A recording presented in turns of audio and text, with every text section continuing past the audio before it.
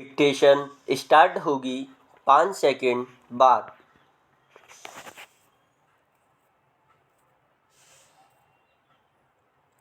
Start.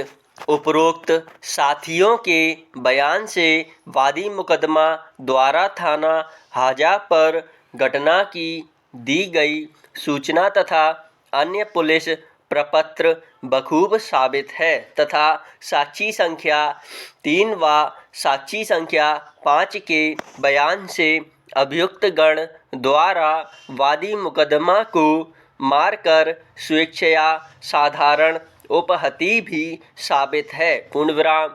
उपरोक्त साथियों के बयान में घटना के बाबत कोई विरोधाभास नहीं है। पूर्णविराम। पैरा।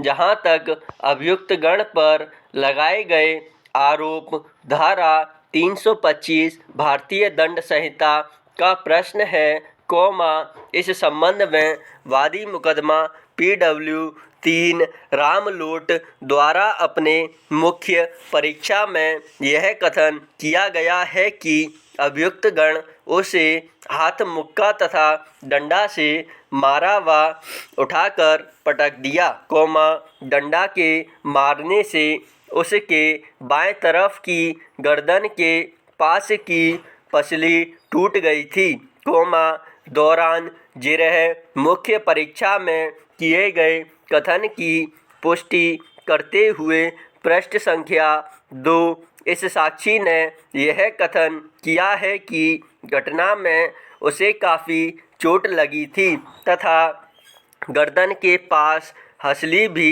टूट गई थी। पूर्णविराम। इस संबंध में साक्षी संख्या 5 डॉक्टर SJ सिंह ने की। पूर्णविराम। मजरूब के बाएं कोलर बोन पर 5 सेंटीमीटर सूजन का उल्लेख चोट नंबर 1 में किया है और उसके लिए एक्सरे की भी सलाह दी गई है। पूर्णविराम। इस संबंध में महत्वपूर्ण साक्षी PW 4 doctor AK Srivastava radiologist ने अपने सशपथ बयान में मजरूब रामलोट के बाएं क्लेविकल हड्डी का एक्सरे अपने देखरेख में कराया जाना कहा है और एक्सरे प्लेट के सीरियल से यह पाया गया है कि मजरूब के बाएं क्लेविकल हड्डी का निचला तिहाई हिस्सा टूटा हुआ था। पूर्णविराम।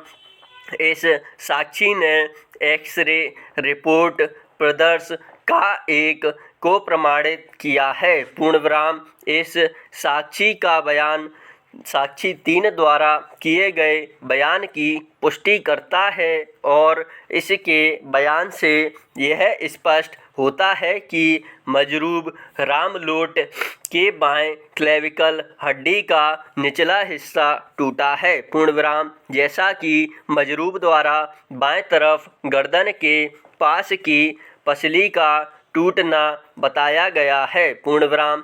साक्षी संख्या 4 व 5 के बयान से चोट के बाबत आपस में मेल खाते हैं और इनके बयानों में कोई ऐसा विरोधाभास नहीं है जो युक्तियुक्त सारवान हो। पूर्णविराम। पैरा। उपरोक्त तथ्यों के विवेचन से यह साबित पाया जाता है कि अभियुक्त गण द्वारा मजरूब वादी मुकदमा को डंडे से मारकर गंभीर चोटें कारित की गईं। पूर्णविराम। संपूर्ण तथ्य एवं परिस्थितियों में यह पाया जाता है कि अभियुक्त गण पंचम रामफेर बा शोभाराम धारा 323, 325 भारतीय दंड संहिता के तहत लगाए गए आरोप में दोष सिद्ध किए जाने योग्य हैं। पूर्णविराम। अभियुक्त गण को न्यायिक अभिरक्षा में लिया जाए। पूर्णविराम। उनकी जमानतें व बंद पत्र निरस्त की जाती हैं। पूर्णविराम। पैरा। अभियुक्त के विद्वान अधिवक्ता को दंड के प्रश्न पर सुना, जिसमें विद्वान अधिवक्ता द्वारा अभियुक्त गण को प्रोबेशन पर छोड़े जाने की याचना की गई, जिसमें यह कथन किया गया कि मुकदमा लगभग 19 वर्ष पुराना है तथा अभियुक्त पंचम की आयु 75 वर्ष है एवं रामफेर व शुभाराम की आयु 60 वर्ष से ऊपर की है। पूर्णविराम। इस आधार पर विद्वान अधिवक्ता द्वारा प्रोबेशन पर छोड़े जाने की मांग की गई। पूर्णविराम। जिसका विरोध सहायक अभियोजन अधिकारी द्वारा किया गया। पूर्णविराम। स्टॉप।